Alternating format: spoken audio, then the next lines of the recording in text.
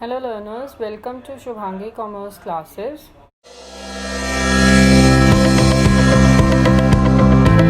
Today I'll explain you some important concepts related to Indian Contract Act 1872. First important topic is mercantile law. अब law का मतलब हो गया कोई legal body and mercantile का मतलब होता है trade, business, industries, commerce. उनके रिलेटेड जो लॉ एप्लीकेबल है that is known as mercantile law.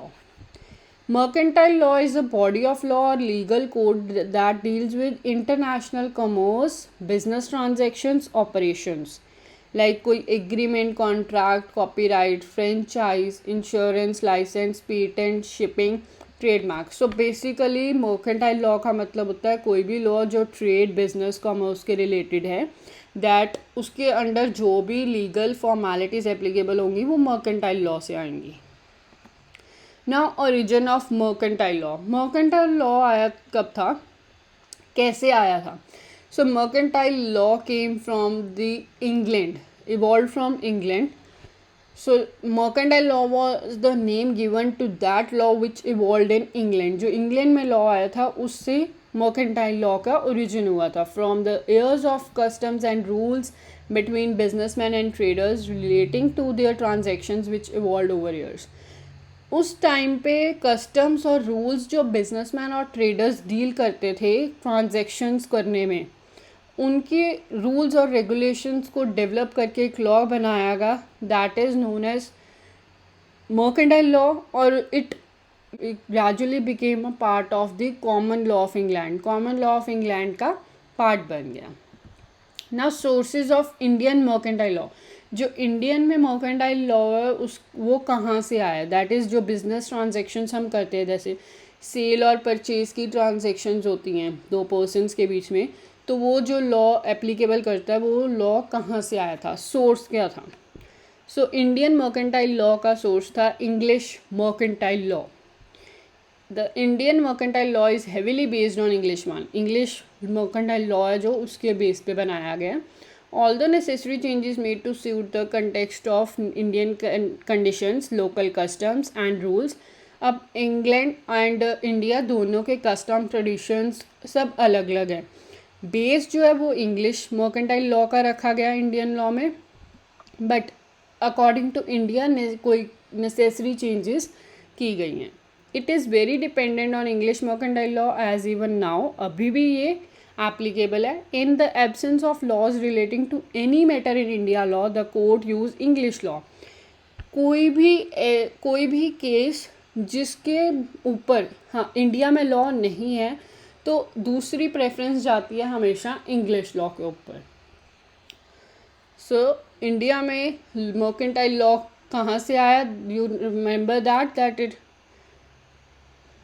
So this is very important question which comes in UGC कि Indian mercantile law किस law के ऊपर based है, that is English mercantile law. Now next source is acts enacted by Indian legislation. अब Indian legislation में कौन कौन से acts आए हैं related to mercantile law. business transactions, trade और commerce के related कौन कौन से law आए हैं. Indian Contract Act 1872, Sales of Good Act 1930, Indian Partnership Act 1932, Negotiable Instrument Act 1881, the Arbitration and Conciliation Act 1996, the Insurance Act 1938, the Carrier Act 1865, Presidency Town Insolvency Act 1909 and Provisional Insolvency Act 1920. So एक इस पे question बनता है that is which contracts are under mercantile law. So 4 options होंगी may be Indian contract act, then sales of goods act, Indian partnership act and negotiable act. तो उसमें से बताना होगा कौन सा नहीं आया. So this is point is also very important. Remember the years and the acts. Next source is judicial decision. In terms of business law, judicial decisions or precedents are past decisions of the court that are used to solve cases with similar characteristics where there is conflict of interest and no clear judgment can be made. Thus, judicial decisions or precedents often become new rules. अब हमारे पास कुछ ऐसे cases आते हैं जिनके base पे हमारे पास law applicable नहीं होता, तो उस लॉ केस में जो भी डिसीजन लिया जाता है उस बेस पे लॉ बना के उसके अंदर इनकॉर्पोरेट किया जाता है, उस पुराने लॉ में इनकॉर्पोरेट किया जाता है, तो इसी वजह से वो न्यू रूल्स बन जाते हैं। That is meant judicial decisions, कि कोई भी डिसीजन जो केस के रिलेटेड लॉ में नहीं है वो become as a new rule for that law. Customs and trade uses. A very large part of Indian law has finally been codified. However, many Indian statutes make special provisions. Thus, the effects laid down in a particular act is conditional to any special custom or usage of trade.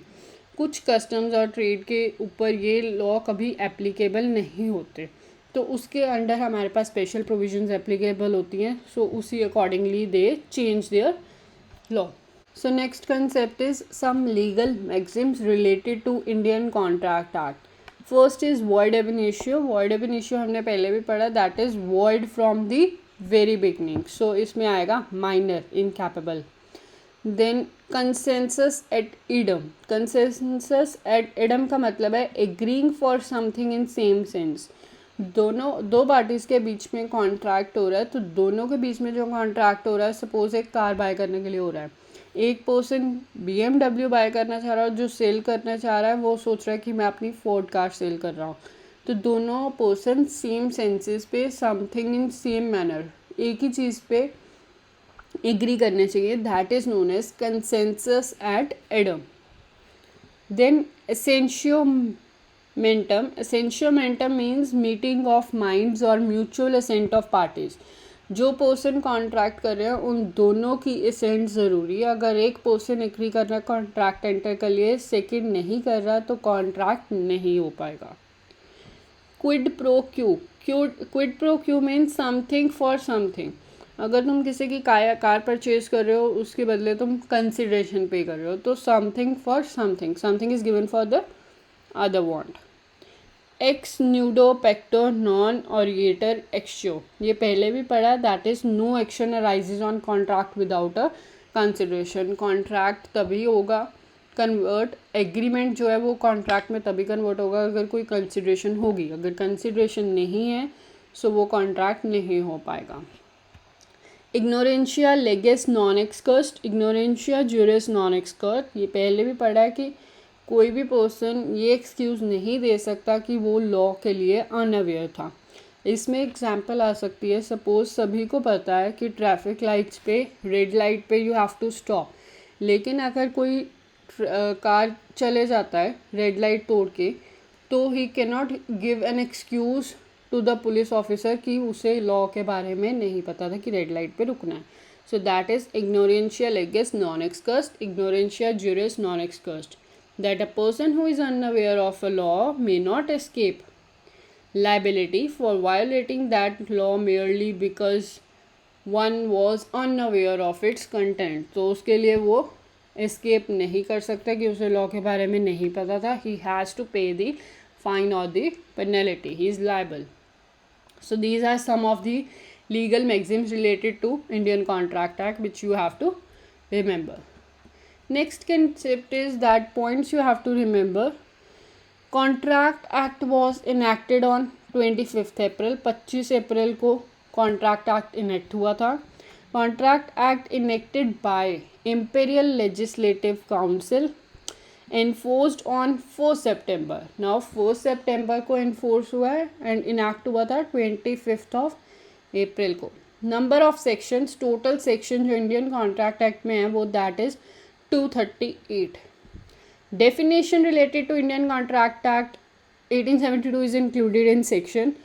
जो भी definitions हैं वो सारी section 2 में included है Indian Contract related. Offer, acceptance, contract, वो सारी definitions under section 2 में आती हैं. So let's quickly revise. Mercantile law एक legal body है और legal code of conduct है for business transactions, operations and international commerce. अब ओरिजिन कहाँ से हुआ था मर्केंटाइल लॉ का? That is from England and वो gradually become a part of common law of England. Sources of Indian mercantile law, sources क्या क्या है इंडियन मर्केंटाइल लॉ के, that is English mercantile law. Indian mercantile law कहाँ से आया था, English mercantile law. और कौन कौन से एक्ट्स जो है वो इंडियन मर्केंटाइल लॉ के अंदर हैं, that is Indian contract act, sales of goods act, Indian partnership act, NI act that is negotiable instrument act, arbitration conciliation act, insurance act, carriers act, residency town insolvency act and provisional insolvency act. Next source is judicial decisions, कोई भी case की वजह से कोई new rules and regulations बनते हैं, that is incorporated in the old law और previous law.